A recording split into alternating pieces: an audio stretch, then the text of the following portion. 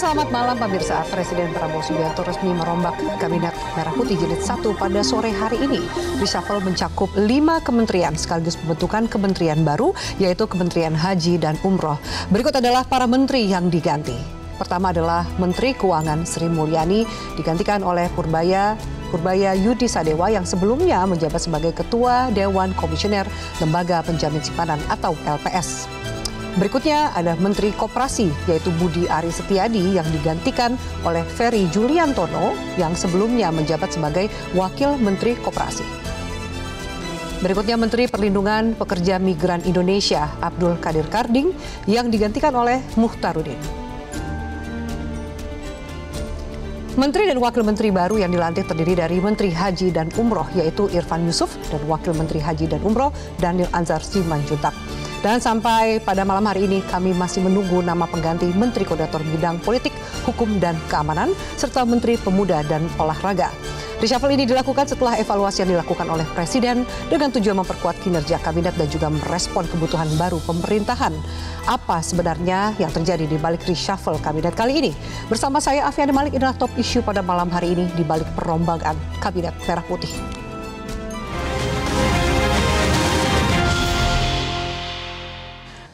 Dan pemirsa, kami akan membahas lebih dalam lewat sambungan Zoom sudah bergabung Menko Polhukam periode 2019-2024, Profesor Mahfud MD. Pak Mahfud MD, selamat malam. Selamat malam, Afi. Apa kabar? Baik, Pak Mahfud, apa kabar? Semoga dalam kondisi sehat. Alhamdulillah sehat. Pak Mahfud, kita tahu bahwa tadi sore terjadi reshuffle pertama yang dilakukan oleh Presiden Prabowo Subianto. Menurut pandangan Pak Mahfud sendiri, apa yang terjadi? Mengingat juga banyak spekulasi yang melihat reshuffle ini berkaitan dengan demo, unjuk rasa, serta kerusuhan yang terjadi di pekan lalu. Tanggapan Pak Mahfud sendiri seperti apa? Ya ini bagus, saya kasih 2 jempol. Karena begini, 2 jempol ini ya, Pak? adalah langkah yang kedua dari quick win yang dilakukan oleh Pak Prabowo pasca demo yang brutal itu. Karena begini kan, waktu itu kita semua sudah menganalisis yang harus dilakukan oleh Pak Prabowo sekarang ini adalah membuat langkah cepat yang bisa menyelesaikan masalah dalam jangka pendek, kemudian disusul jangka menengah. Jangka pendeknya itu perintahkan dengan segala risiko apapun, kebrutalan dan demo-demo itu supaya dihentikan. Itu langsung berhenti, begitu Pak Prabowo mengambil jalan keluar. Lalu langkah berikutnya, saya bilang waktu itu harus dari reshuffle kabinet. Kalau tidak bisa seluruhnya, ya ini saja yang dianggap bermasalah oleh masyarakat dan tidak tepat misalnya di tempatnya. Ini sudah dilakukan oleh Pak Prabowo dan menurut saya tepat ini quick win-nya. Nanti sesudah ini ya ada langkah-langkah lanjutan pembenahan sistem misalnya politik, kemudian masalah perampasan aset, masalah pemberantasan korupsi itu lebih jangka menengah. Yang jangka pendek ini mungkin masih sekali lagi itu perlu dilakukan ya sampai Oktober depan itu misalnya pemetaan kabinet secara lebih rasional gitu Mbak. Udah bagus ini. Kalau tadi Pak Mahfud memberikan 2 jempol gitu untuk reshuffle yang dilakukan oleh Presiden Prabowo sore hari ini, bisa dianggap bahwa reshuffle ini dilakukan oleh Presiden sebagai upaya untuk meredam gejolak, dan menurut Pak Mahfud apakah itu minimal berhasil dalam jangka pendek? Iya, betul. Ini untuk meredam gejolak sebagai quick win ya, kemenangan yang seketika jangka pendek agar selesai masalahnya. Karena begini kan, selama lebih 10 bulan Pak Prabowo memerintah, kita kan semua merasa bahwa aspirasi masyarakat itu tersumbat. Sepertinya Pak Prabowo tidak mau merespons dengan positif. Setiap kritik dianggap menteri saya baik-baik saja, semuanya bekerja baik, tidak akan ada reshuffle, tidak akan ada apa gitu. Sehingga rakyat kemudian, nah, kalau begitu apa gunanya kita berteriak? Maka muncul demo-demo itu. Ketika demo itu muncul, Pak Prabowo mulai membuka pintu. Iya ya, aspirasi masyarakat itu seperti apa? Nah, saya ya dan teman-teman di Jogja, beberapa guru besar selalu berdiskusi. Ini masalahnya kan aspirasi yang positif itu sepertinya satu tidak dimengerti oleh para menteri ketika disampaikan ke para menteri. Yang kedua, nampaknya tidak sampai ke Pak Prabowo, Presiden. sehingga masalahnya tidak pernah beralih menjadi lebih baik. Tapi sekarang saya katakan, nah ini berhasil gitu, karena memang tuntutan yang kita rumuskan kalau di akademik, forum-forum akademik ini, Pak Prabowo harus melakukan quick win dulu, reshuffle kabinet setelah meredakan situasi. Baru sudah itu beberapa sudah dijanjikan tadi oleh Pak Yusril mewakili pemerintah akan mengubah, memperbaiki sistem politik, memberlakukan undang-undang aset dan sebagainya. Semuanya itu langkah berikutnya sesudah Oktober dan seterusnya itu bisa dilakukan.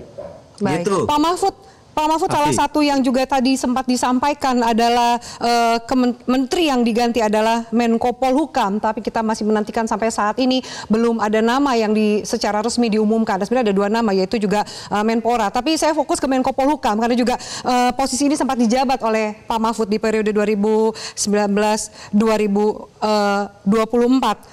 Mengapa ini penting dan mengapa sampai sekarang belum nama itu diumumkan? Menurut Anda, Pak Mahfud? Itu sepenuhnya pertimbangan Pak Prabowo ya.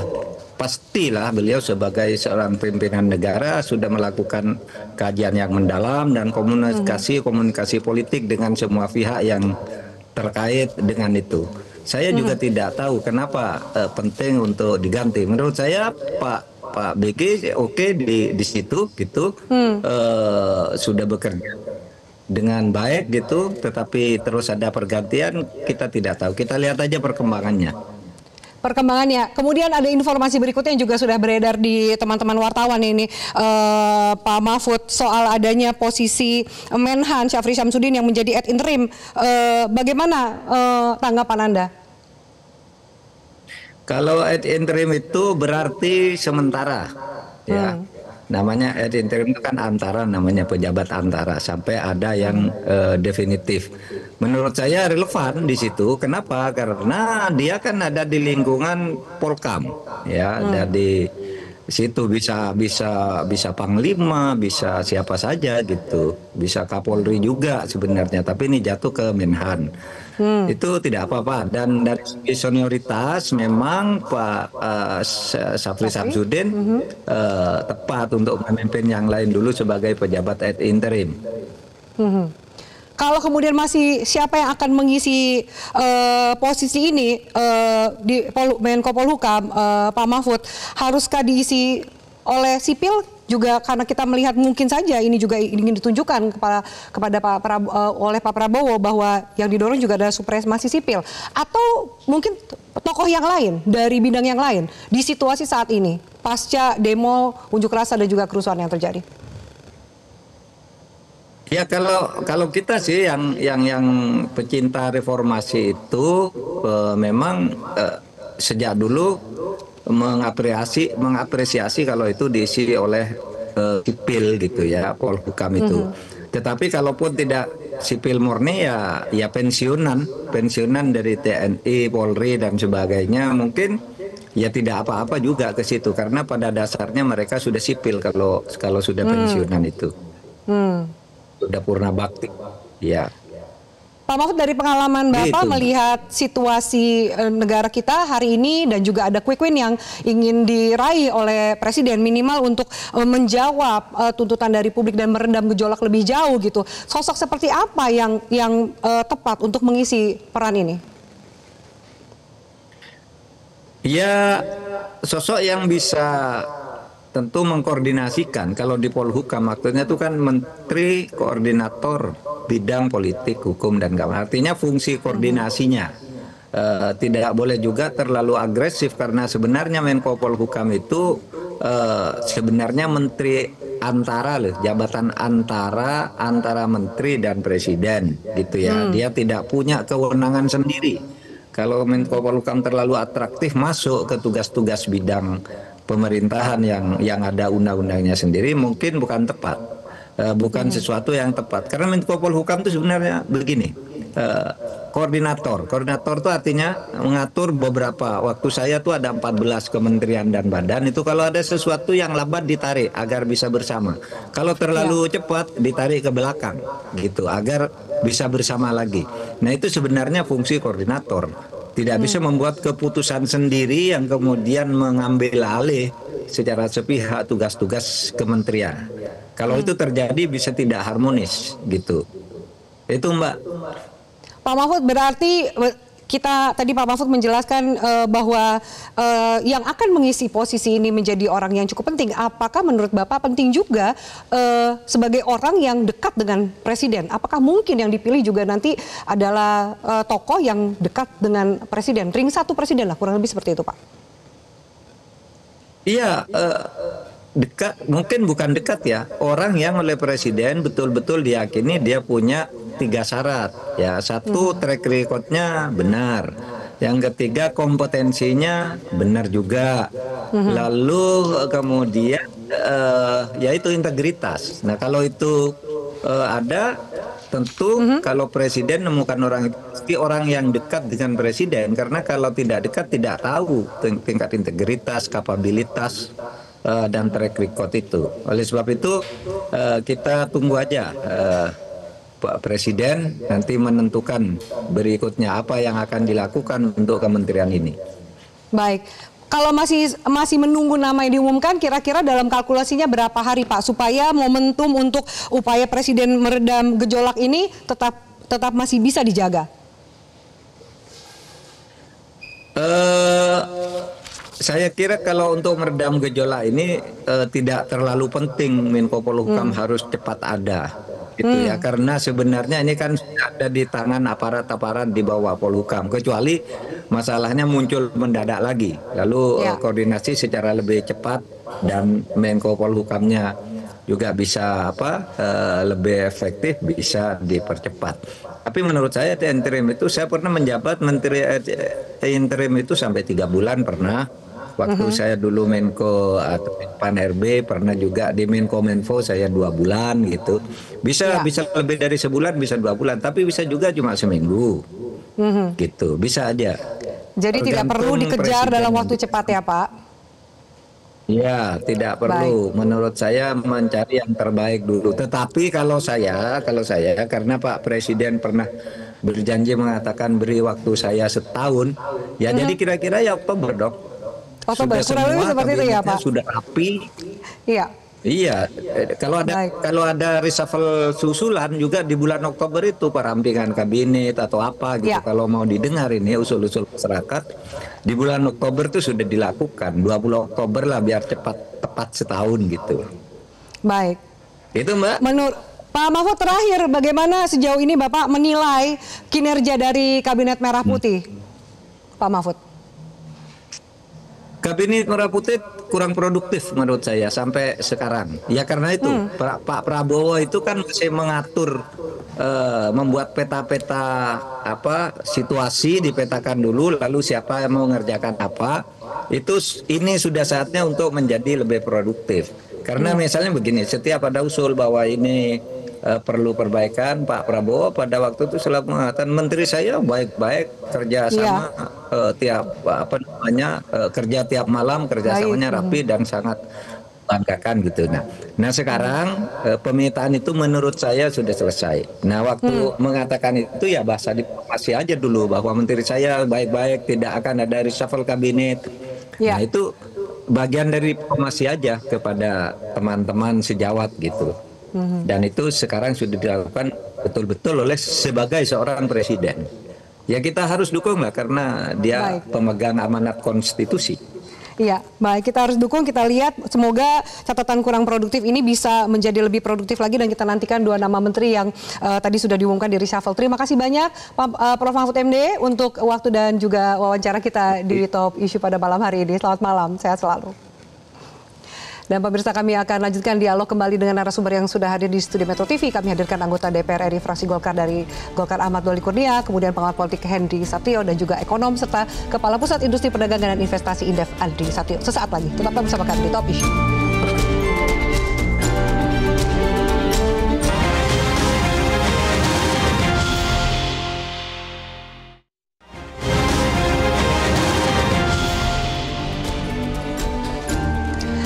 Baik, Ustaz, terima kasih Anda masih bersama kami. Sudah hadir di studio Metro TV anggota DPR RI fraksi Golkar, Ahmad Doli Kurnia. Bang Doli, selamat malam. Terima kasih sudah hadir. Waalaikumsalam. Kemudian kami hadirkan juga pengamat politik, Bang Henry Satrio. Bang Henry, selamat malam. Selamat malam, Afi. Kok senyumnya merekah sekali? Apa gara-gara dari reshuffle nih, Bang Hensat? Ya, kan kita harus sehat ya. Dan kemudian ini kan harapan baru, harus kita song-song lah. Oh gitu ya. Dan kami hadirkan juga pemirsa ekonom serta Kepala Pusat Industri Perdagangan dan Investasi dari Indef, Mas Andri Satrio. Mas Andri, selamat malam. Mas Andri senyumnya nggak seperti Mas Hensat, karena hari ini kayaknya di market nih ekonomi efeknya berbeda nih ya kan? Kami ini satu marga. Oh iya ya. Anyway, kita bahas soal, kita tahu bahwa tadi sore ada reshuffle kabinet yang dilakukan oleh Presiden Prabowo gitu. Salah satu yang di reshuffle adalah juga Menteri dari Golkar. So far tanggapannya seperti apa? Emang catat Dito ini kenapa? Adakah komunikasi lebih jauh kenapa kemudian di reshuffle meskipun itu alasannya hak prerogatif Presiden? Iya, saya kira seperti yang sering saya katakan, reshuffle itu adalah hak prerogatifnya soal Presiden, makanya Pak Prabowo. Jadi kapan dan kenapa, alasannya apa, siapa yang mau diganti, siapa yang menggantikan, itu Pak Prabowo yang paling tahu dan Tuhan yang Maha Esa, kan kira-kira begitu. Nah, tapi saya kira memang pasti akan ada pembicaraan dulu, karena seingat saya setiap presiden yang terpilih dalam pemilu kita itu selalu melalui proses konsolidasi didukung oleh partai-partai politik yang cukup relatif besar jumlahnya, koalisinya gitu. Nah, begitu juga setelah jadi presiden, pasti penyusunan kabinetnya akan berkomunikasi dengan pimpinan partai politik itu. Dan juga kalau pada saat ada reshuffle. Jadi saya yakin bahwa proses reshuffle kali ini juga pasti akan berkomunikasi dengan partai-partai politik yang mendukung, apalagi yang memang kadernya digantikan. Ya. Jadi, dan kami di Partai Golkar kan sudah sepakat kalau udah urusan soal komunikasi dengan presiden, apalagi soal penyusunan kabinet seperti ini, itu sudah direpresentasikan langsung pada ketua umum. Jadi saya yakin pasti sudah ada komunikasi sebelumnya. Termasuk nama penggantinya beredar juga sudah di media sosial, di teman-teman wartawan, bahwa yang mengganti Dito juga adalah politisi Golkar, yaitu Putri Komarudin. Apakah sempat tersampaikan informasi itu, Bang Dol? Saya belum dapat informasi detail ya dari Pak Bahlil sebagai ketua umum siapa, tetapi selain tadi misalnya, saya kira gini, Presiden Pak Prabowo itu mempertimbangkan setidaknya 3 hal. Yang pertama tadi betul saya sampaikan yang pasti akan berbicara, berkomunikasi dengan partai-partai politik pengusungnya. Kemudian yang sebelumnya, yang paling penting pasti juga mempertimbangkan soal kapasitas, karena pasti reshuffle ini kan tujuannya adalah untuk memperbaiki kinerja, meningkatkan kinerja supaya lebih baik lagi di masing-masing pos kementerian itu. Nah, yang ketiga adalah pasti secara politik mempertimbangkan keseimbangan politik, ya. Nah, kalau hitung-hitungan, walaupun sekali lagi ini kembalikan kepada Pak Prabowo, tapi kalau kita yang melihatnya kan, ya Golkar ini kan sudah dapat 8 menteri, ya kan. Nah, kemarin tadi posisinya Pak Dito di reshuffle, Pak Mukhtarudin masuk di PP2MI. Betul, menggantikan Abdul Qadir Gading. Jadi nambah 1 atau tetap 8 nih? Nah, makanya kalau berdasarkan keseimbangan politik, sepertinya Pak Prabowo pasti akan menjaga keseimbangan itu. Tapi kalau memang mau ditambah jadi 9, ya kita alhamdulillah berarti Partai Golkar diberi kepercayaan. Tapi mungkin saya yakin juga Pak Prabowo mempertimbangkan soal keseimbangan politik dengan situasi politik konstelasi partai politik yang lain. Oke, anggaplah kemudian sampai hari ini jadi tetap 8, nggak nambah jadi 9 lah gitu ya, kurang lebihnya sambil menunggu diumumkan. Bang Henry Satrio, bagaimana tanggapan Anda melihat reshuffle yang kan agak mendadak nih, bahkan sempat ada yang bilang, waduh karena pas banget tanggal 8 gitu. Bagaimana Anda melihat reshuffle kali ini? Ya, kalau menurut saya sih justru memang ini jangan-jangan jadi ciri khasnya Pak Prabowo ya. Nggak mau ketahuan tapi pergerakannya ada gitu. Tapi baru 1 kali reshuffle, jadi belum bisa bilang ciri khas. Juga begitu loh. Tanggal 8 juga? Enggak, bukan waktu Menteri Pendidikan Tinggi kan dia. Oh ya. Nggak ada angin juga. Langsung diganti, karena kan desakan dari internal. Dengan internal, jadi memang Pak Prabowo nampaknya begitu. Tapi menurut saya terjadi pergantian ini sesuai dengan apa yang pernah disampaikan oleh dia kan. Dia berkali-kali mengatakan bahwa dia kinerja pemerintahannya harus diperbaiki, bahkan dia menilai kinerja pemerintahannya 6 kan. Maka memang dengan perombakan kabinet atau reshuffle ini ya sangat masuk akal bahwa beliau memang ingin kinerjanya itu meningkat. Ya. Nah kemudian dari menteri-menteri yang memang di reshuffle memang sulit kita menyampingkan dari aksi 28 Agustus ya. Bahkan 17+8 itu tuntutannya kan ujungnya kalau kita kupas satu persatu itu adalah ekonomi, perut rakyat gitu ya. Maka kemudian masuklah Menteri Keuangan di sana ini not to mention bahwa ada desas-desus insiden yang katanya memang Sri Mulyani minta mundur dari Pak Prabowo ya. Tapi hadirnya Purbaya di tengah kondisi yang memang ini jadi diganti sih atau tidak sih, terus kemudian bagaimana sih langkah-langkah pemerintahan ini kan karena fiskal kita kan memang tidak baik ya. Dalam ilmu ekonomi itu kalau fiskal nggak baik, pemahaman saya, maka yang dilakukan oleh negara itu biasanya cuma dua, hutang atau mungut gitu, pajak ya. Hutang ini saya rasa Pak Prabowo juga sudah tidak lagi berani mengambil terlalu besar karena diambil banyak banget oleh Pak Jokowi ya. Jadi tinggal mungut gitu. Nah sementara mungut ini juga ternyata nggak berjalan mulus gitu. Banyak sekali di daerah yang kemudian bergolak gitu. Bahkan ini wajib nih kepala-kepala daerah di 2026 lebih kreatif lagi karena Pak Prabowo pada saat nota APBN itu sudah mengatakan akan memotong anggaran transfer pusat ke daerah 200 atau 250 triliun gitu. Jadi artinya harus lebih kreatif lagi nih. Nah sementara Menko Polkam ya ini mungkin dianggap paling bertanggung jawab dengan terjadinya kerusuhan penjarahan terburuk ya pasca reformasi. Menteri Koperasi. Nah ini mungkin politis ya, sangat Menteri politis. Ada juga yang menyoroti, ada salah satunya mungkin ya, Menteri Koperasi ini juga terkait dengan kasus hukum gitu. Anda melihat juga ada benang merah itu? Enggak, kalau saya melihatnya dari sisi politis saja. Nanti kalau masuk ke hukum kan bukan bidang saya tuh. Menteri Koperasi ini kan menangani sebuah program yang jadi flagshipnya Pak Prabowo, namanya Koperasi Merah Putih. Biasanya kalau dalam dunia politik, yang namanya flagship atau andalan pemerintahan atau penguasa, nggak mungkin nih dikasih ke orang, gitu kan. Pak Budi Ari bukan. Maksudnya nggak mungkin dikasih ke orang yang dipercaya?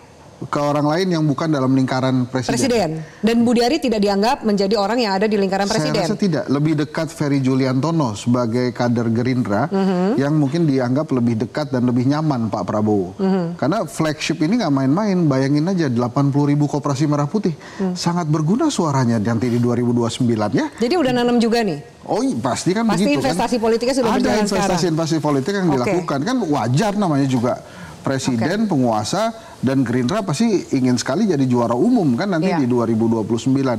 Saya melihatnya itu. Nah kalau Menteri Karding ini memang menarik, dekat sekali dengan foto yang beredar pada saat main mahjong dengan Raja Juli Antoni, Menteri Kehutanan. Efek domino akibat main domino. Ya, efek domino akibat main domino, tapi yang satu masih aman nih, hebat juga. Kenapa itu yang satu masih aman dan sudah memberikan klarifikasi? Mungkin sangat dekat dengan partainya keluarganya Mas Wapres ya, mungkin ya.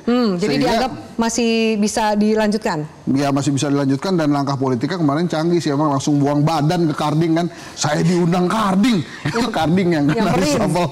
Gitu ya. Jadi memang ada konsekuensinya. Nah, tapi dari catatan politik mungkin Bang Doli bisa menjelaskan karena mitranya. Tapi kalau menurut saya ada satu hal lagi, waktu itu kan lagi rame kabur aja dulu. Nah, dibantah oleh pemerintah, jangan dong, kita juga menyediakan kok lapangan pekerjaan di sini banyak. Tiba-tiba Pak Kardi ngomong, silakan ke luar negeri gitu. Jadi itu bertolak belakang. Jadi menteri gaduh lah ya? Gaduh lah ya. Jadi memang Pak Prabowo sejarahnya ada beberapa hal yang tidak dia sukai dari menteri. Yang pertama, tidak bisa mengurus stakeholdernya. Jadi stakeholdernya itu nggak boleh ribut, kalau dia bisa take care itu aman biasanya. Kemudian yang kedua memang tidak gaduh ya.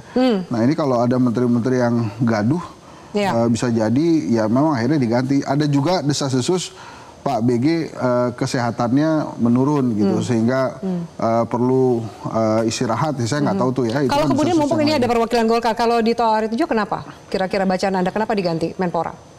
Dito Aryo mungkin juga ada kaitannya dengan kejadian 2528 ya, karena dia mungkin dianggap tidak mampu berkomunikasi dengan baik dengan para perwakilan pemuda. Dia bukan hanya menteri olahraga, dia juga menteri pemuda juga.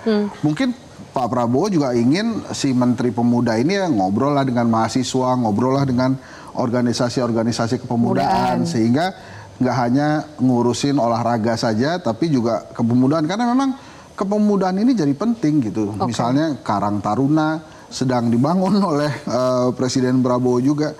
Jadi hal-hal itu memang pasti ada catatan-catatan. Nah, yang tahu persis kenapa mereka diganti, ya tentu saja Pak Prabowo ya.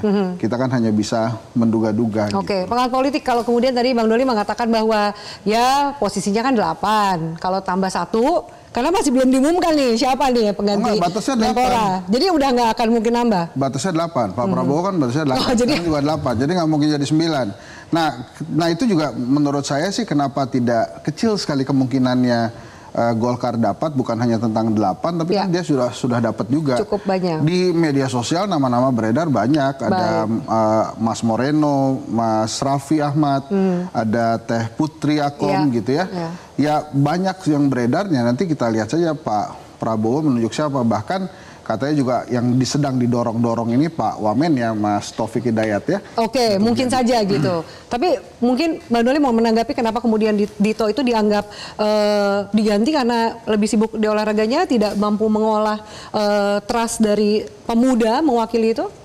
Enggak, saya kira kalau kami di internal Partai Golkar clear ya, dari awal Ketua Umum dan kita semua DPP itu memesankan kepada kader-kader terbaik kita yang kita titipkan, diberi kepercayaan oleh negara melalui Pak Presiden di kabinet itu untuk bekerja semaksimal mungkin ya, menunjukkan kinerja yang optimal gitu.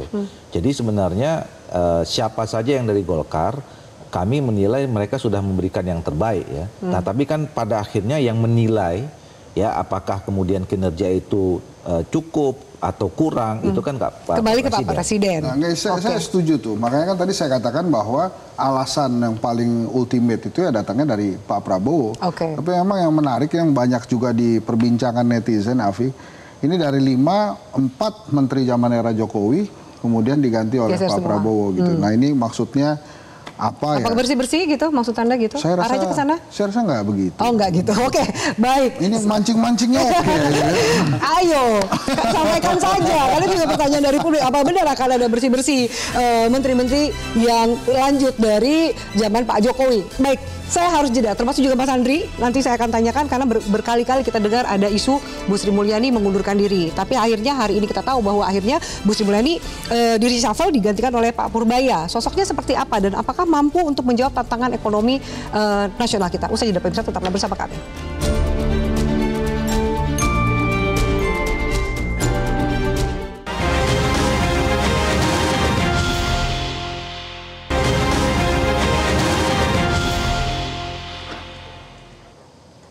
Ya baik pemirsa, Mas Andi saya akan ke Anda. Kita tahu Menteri Keuangan Ibu Sri Mulyani hari ini di reshuffle digantikan oleh Pak Purbaya Yudi Sadewa yang sebelumnya menjabat sebagai Ketua Dewan Komisioner Lembaga Penjamin Simpanan atau LPS.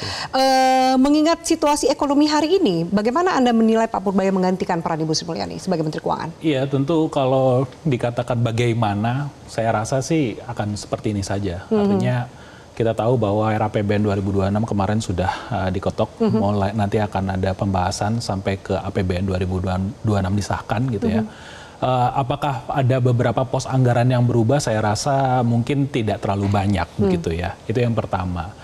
Yang kedua adalah menarik melihat dari statement Pak Menteri karena sepertinya terlalu overconfidence gitu ya, mengatakan bahwa 3 bulan dari hari ini Indonesia akan cerah. Kenapa Anda katakan itu overconfident? Tadi kan bahwa yang ingin ditunjukkan adalah optimisme, perbaikan kinerja, menjawab tantangan dan tuntutan dari masyarakat. Betul, tetapi kan tidak semudah itu ya. Kita melihat bahwa sekarang ini adalah anggaran Pak Presiden pertama begitu ya.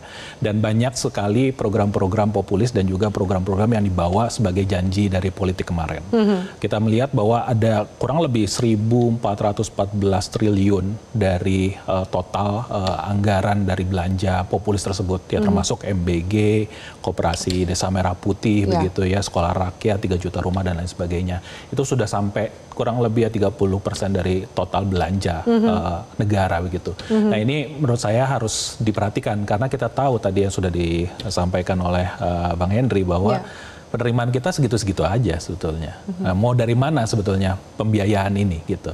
Dan itu tugas yang cukup berat menurut saya, karena kalau kita menagih kepada masyarakat melalui pajak, saya rasa itu bukan hal yang tidak dalam bukan situasi hal yang bagus, bukan hal yang pasca bagus. kemarin. Betul. Karena banyak suara dari masyarakat mengatakan bahwa bukan hanya fiskalnya sempit saja, tetapi terjadi ketidakadilan fiskal. Kenapa? Karena tadi kita melihat bahwa TKD ke daerah anggaran menurun sampai lebih daripada 20%.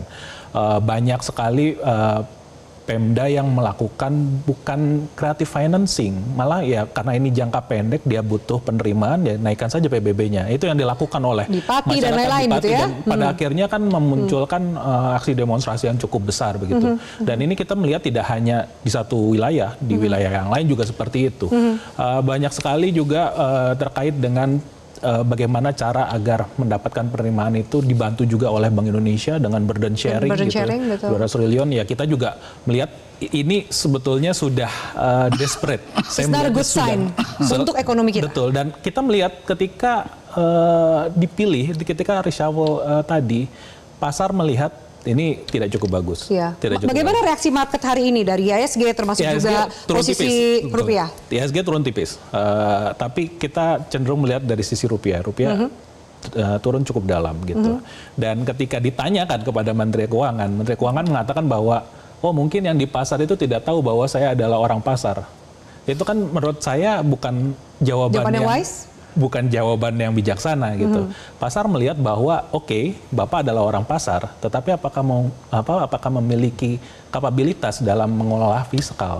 Itu kan jadi pertanyaan publik saat ini gitu. Karena ya kita lihat saja Sri Mulyani dengan track recordnya sepanjang ini tidak mampu gitu ya mengelola fiskal yang sangat sempit dan belanjanya sangat besar sekali gitu. Nah ini digantikan oleh orang baru, dan ketika statement tersebut keluar, ini kan jadi pertanyaan. Karena kembali lagi, yang harus dilakukan sebetulnya yang pertama kali itu adalah perbaiki gaya komunikasi dari Menteri Keuangan. Oke, baik. Karena ketika disuarakan gitu ya, ini pasti akan membuat sentimen-sentimen di pasar, sentimen di publik, melihat bahwa ini adalah pemegang kas negara yang cukup besar gitu ya. Dan kita tidak ingin bahwa statement-statement yang terlalu membahayakan dan tidak berhati-hati gitu ya, itu nanti akan diputar balikan. Itu sudah terjadi di Sri Mulyani. Ini baru beberapa jam diangkat. Anda yakin bahwa orang ini adalah orang yang tepat untuk menangani kondisi keuangan kita kalau saat ini? Kalau dikatakan orang yang tepat, kita belum bisa melihat. Dulu. Kita harus menunggu. Tetapi kalau kita katakan apakah ada perubahan dari sini, saya rasa belum sampai ke sana. Gitu. Belum sampai ke sana. Harus memberikan waktu juga gitu ya. Oke, baik. Saya mungkin Pak Prabowo menimbang-nimbang juga lama ya, karena kan di dalam lingkup Kementerian Keuangan itu sebetulnya ada 3 nama juga yang bisa diangkat. Ada Thomas Juwandono, ada Suhasil, ada Anggito Abimanyu gitu. Tapi kemudian Pak Prabowo lebih memilih orang yang berada di luar lingkaran Kementerian Keuangan, di LPS. Kebetulan kalau saya tidak salah juga jabatannya hampir selesai. Dia diangkat, dan memang nampaknya Prabowo lebih memilih sosok yang baru, ibarat kertas putih mungkin ya. Pasar bisa nebak-nebak ke arah mana yang bisa dia tuju. Kalau kemudian, kenapa nggak orang dekatnya Presiden? Itu mungkin dia dekat juga, jangan-jangan. Kan kita nggak tahu ya, kalau mereka sering WA-an malam-malam. Tapi kan ada Tommy Jiwandono misalnya gitu, yang jelas. Terlalu obvious. Menurut saya Pak Prabowo terlalu beresiko kalau dia mengangkat lingkaran keluarganya gitu ya. Jadi menurut saya ya antara Suhasil atau Anggito, tapi kemudian dia pilih Pak Purbaya, ya menurut saya ini sudah dia pertimbangkan. Kalau terkait ini, saya bukan ahli ya, tapi kalau saya nggak salah, kalau rupiah turun, harga emas naik tuh. Pagi-pagi tuh harga emas sudah naik ya. Harga emasnya naik menjual tinggi, tertinggi selama ini. Risikonya cukup besar itu kalau naik itu. Itu kan masih gunjang-ganjing tuh, belum pasti reshuffle kan. Jadi ini bukannya saya ngebelain Pak Purbaya ya, saya juga mengharapkan pilihan Pak Prabowo ini benar sehingga perut kita juga bisa kenyang gitu ya. Perut rakyat juga bisa kenyang dan program-program pemerintah bisa jalan. Karena kan ini kan beban ini mohon koreksi, beban anggaran yang terbesar ini kan MBG sebetulnya. Betul. Jadi maksud saya kalau Pak Prabowo dengan Pak Purbaya bisa memformulasikan gimana caranya si MBG ini tidak menjadi beban pemerintah yang berlebihan, mungkin ini akan membaik ekonomi kita nih. Minimal difokuskan dulu di daerah 3T yang terpencil, tertinggal, terpinggir gitu ya. Terluar gitu ya, terpinggir, terluar gitu ya. Daripada membuat MBG berkonsentrasi di kota-kota besar misalnya. Ya, itu sudah terjadi sebetulnya. MBG sekarang sudah sampai 300 triliun, sudah memakan 44% daripada anggaran pendidikan gitu ya. Dan kita tahu bahwa masih ada pekerjaan rumah terkait dengan MBG. Dalam 8 bulan saja sudah ada 4.000 kasus keracunan gitu ya. Saya rasa yang lebih baik itu adalah evaluasi terlebih dahulu untuk MBG ini. Gitu. Soal reshuffle ini konsolidasi dari partai pendukung pemerintah sendiri seperti apa? Ketika kita lihat ya, tantangannya ini banyak banget. Apakah kemudian Bang Doli mewakili Golkar melihat reshuffle kali ini bisa menjawab tantangan itu tepat untuk dilakukan? Termasuk tadi Pak Mahfud bahkan mengatakan ini kayak baru pertama, jangan-jangan Oktober ada reshuffle lagi gitu. Iya, tentu saya kira ini kan memang menjadi bagian dari janjinya Pak Prabowo ya, yang kita lihat beberapa kali kan memberikan pesan kepada jajarannya bahwa kalau memang tidak bisa bekerja cepat bersama dengan saya, nanti akan kita evaluasi. Itu berkali-kali disampaikan. Dan begitu Pak Prabowo menyampaikan itu, di media selalu mendiskusikan, akan ada reshuffle gitu. Nah, jadi itu pertama. Yang kedua, memang tidak bisa kita pungkiri ya. Mungkin kemarin terlepas apa itu jadi alasan kejadian 25-28 itu, tapi paling tidak itu menjadi salah satu bahan pertimbangan juga untuk dijadikan momentum, ya menjawab. Karena tuntutan masyarakat itu sampaikan secara lugas, ada 17+8. Ya mungkin Pak Presiden mengatakan ya ini tepat. Jadi sudah ada pertimbangan-pertimbangan kemudian evaluasi, terus kemudian ada ketemu momentum di mana masyarakat menuntut adanya perbaikan yang lebih konkret, yang lebih nyata gitu. Nah dimulai dari ini. Nah kemudian yang ketiga adalah tentu ini adalah bagian dari rekonsolidasi kekuatan politik pendukungnya Pak Prabowo ya. Jadi artinya bagaimana momentum reshuffle ini menjadi momentum konsolidasi yang baru? Ya tentu kan tadi saya buka di awal pasti sudah adalah pembicaraan-pembicaraan dengan para ketua umum partai politik yang setidaknya kan kalau misalnya ada pergantian pos saja itu kan juga kalau tidak dikomunikasikan sesama pimpinan partai politik mungkin akan menimbulkan kontraksi baru. Tapi kan kelihatannya ini sampai sekarang bagus ya, pernyataan-pernyataan dari pimpinan partai politik juga saya kira memberikan dukungan. Nah, jadi kita sebetulnya kita harus memberikan kepercayaan kepada Pak Prabowo yang sudah menunjukkan, dia bilang kita tunggu 1 tahun.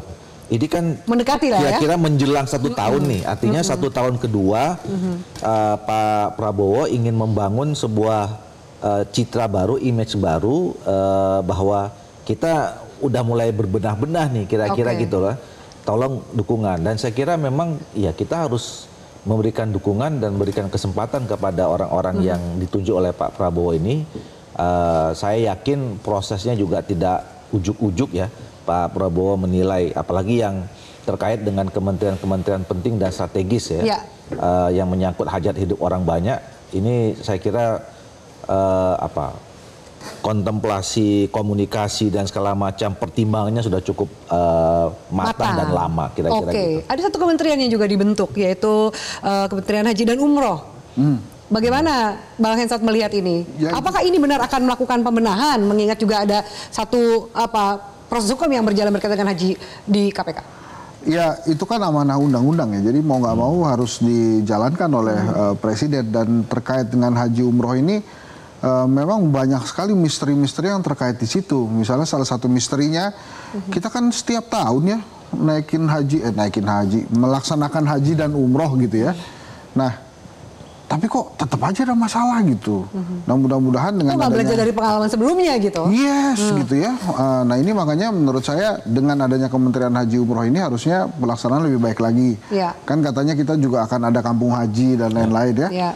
Maka atas dasar amanah undang-undang inilah memang Pak Prabowo harus membuat tadinya badan ini jadi kementerian, dan menurut saya jadi hal yang positif dan ditunggu gitu ya. Kalau saya pernah mengusulkan salah satu hal itu, berani nggak pemerintah selama ini kan begini, ada waktu tunggu ya. Jadi kalau sudah haji baru 10 tahun dulu baru boleh daftar Baru lagi. daftar lagi, ya. Tapi saya ngusulin kalau udah haji, ya udahlah nggak usah haji dulu. Kasih kesempatan ya. Satu kali kan sebenarnya cukup ya. Betul, kasih kesempatan warga negara Indonesia lain yang belum haji. Jadi jangan masuk surga sendirian lah. Kira-kira gitu. Jadi kasih kesempatan yang lain juga. Yang lain. Ya, untuk juga naik haji gitu kira-kira. Dan itu menurut saya salah satu bukti konkret memang Pak Prabowo merespons ya persoalan secara cepat. Jadi saya kemarin ikut terlibat juga soal pembentukan undang-undang haji ini dan kami juga bersepakat waktu itu hampir semua teman-teman DPR mendorong supaya terbentuknya Kementerian Haji dan Umroh. Yeah. Nah, kenapa? Karena memang selama ini kan ini menjadi ruang gelap misteri yang nggak selesai-selesai seperti tadi disampaikan itu. Setiap tahun pasti ada isu soal pengelolaan uang haji, penyelenggaraannya dan segala macam. Nah, ditambah lagi kemarin kami berkesimpulan ya karena teman-teman yang kemarin kan ada pengawas haji ya. Nah, haji 2025 itu konon bisa kita simpulkan sebagai penyelenggaraan yang paling buruk gitu ya. Banyak jamaah haji terlantar, kemudian di tengah dengan isu soal pengelolaan dana haji yang ini. Nah, jadi saya kira memang dan ke depan visinya Pak Prabowo itu kan membangun kampung haji, ya. Terus kemudian dan itu sudah saya dapat informasi memang sudah terkomunikasikan dengan kerajaan Arab Saudi, sudah ada calon tempatnya, bagaimana konsepnya, segala macam seperti itu. Nah, memang diperlukan untuk dikelola oleh satu kementerian yang khusus tentang haji dan umroh. Jadi itu salah satu poin penting bahwa pemerintahan ini menjawab masalah-masalah secara penyelenggara haji. Oke, baik. Saya harus jeda nanti pertanyaan untuk Mas Andri. Tapi di tengah kondisi fiskal yang ketat, budget yang sangat tight gitu ya, apakah bijak ketika yang didorong adalah efisiensi tapi bentuk satu kementerian baru? Usai jeda pemirsa, tetaplah bersama kami.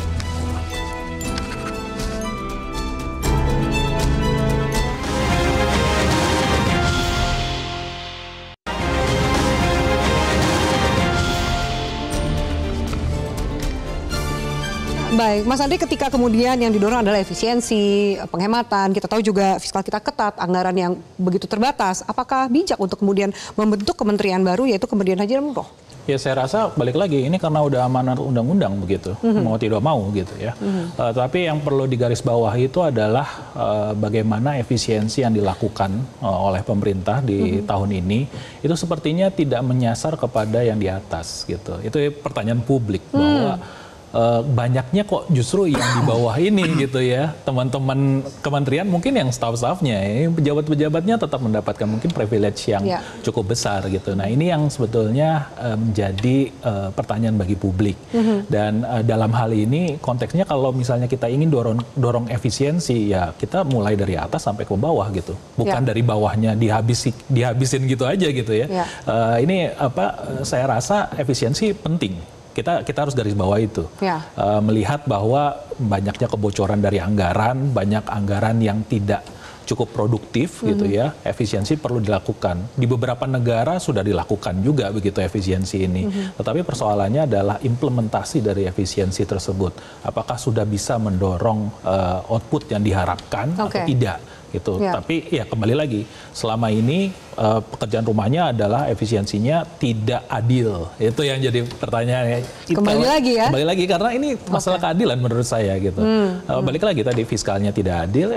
Ketika menurun ke dalam adalah efisiensi yang dilakukan anggarannya ya juga tidak adil juga. Seharusnya yang di atas juga harus diberikan efisiensi juga dong gitu ya, beberapa fasilitas ya kalau bisa dipotong begitu. Ya, kan sudah jadi tuntutan. Menurut Anda juga akan terjadi? Ya, menurut saya harus dilakukan. Harus sekarang Kementerian Keuangan dan juga mungkin DPR perlu melihat kembali RAPBN 2026. Mana yang perlu setidaknya kita efisiensikan. Jangan hanya DPR saja, mohon maaf. DPR saja nih yang diefisiensi kemarin. Harus kena nih efisiensi itu ke DPR gitu. Tapi kan kita melihat kementerian yang lain. Ini Kemensultan ini kan juga menurut saya juga perlu ada efisiensi di sana. Meskipun kita tahu anggarannya sudah menurun ya. Tetapi ini masih cukup besar. Jadi lebih ke keadilan menurut yang saya ditegakkan. Keadilan gitu antar kementerian KL dan juga di dalam KL-nya sendiri begitu. Itu harus adil. Oke, baik.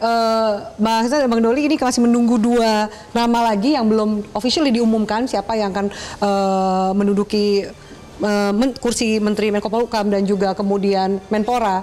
Tanggapan Anda siapa dan kemudian sejauh mana bisa menjawab tuntutan masyarakat? Optimis kah atau tidak? Kalau siapanya ya terserah Presiden ya. Tapi menurut saya begini, respon dari Presiden Prabowo terhadap kondisi saat ini menurut saya harus diapresiasi dan dihargai.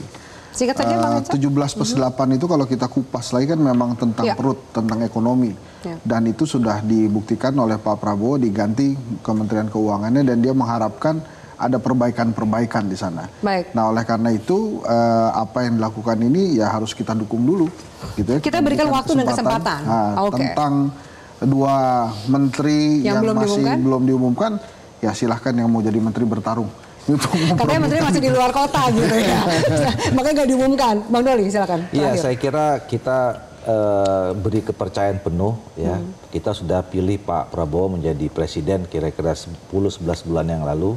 Dan dalam 11 bulan ini adalah salah satu bentuk konkret jawaban dari Pak Prabowo ingin selalu memperbaiki kinerja pemerintahannya dengan lebih baik.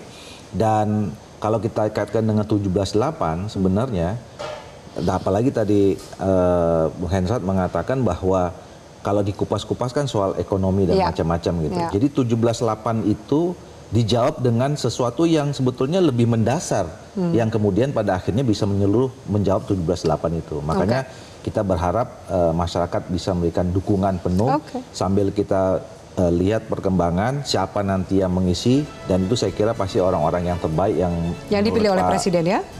Yang dipilih oleh Pak Presiden. Oke, Bang Doli terima kasih, Bang Hensat terima kasih, Mas Andre terima kasih untuk diskusi kita. Kita nantikan semoga itu menjawab tuntutan dan juga harapan publik ke depan. Dan pemirsa, reshuffle Kabinet Presiden Prabowo menjadi penanda arah baru pemerintah dalam menjawab tekanan publik dan juga tantangan ekonomi.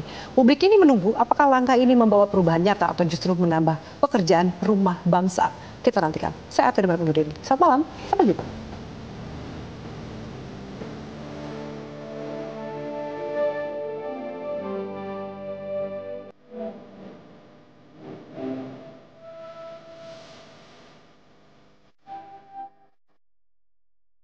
Metro TV. Jelajahi cara baru mendapatkan informasi. Download Metro TV Extend sekarang.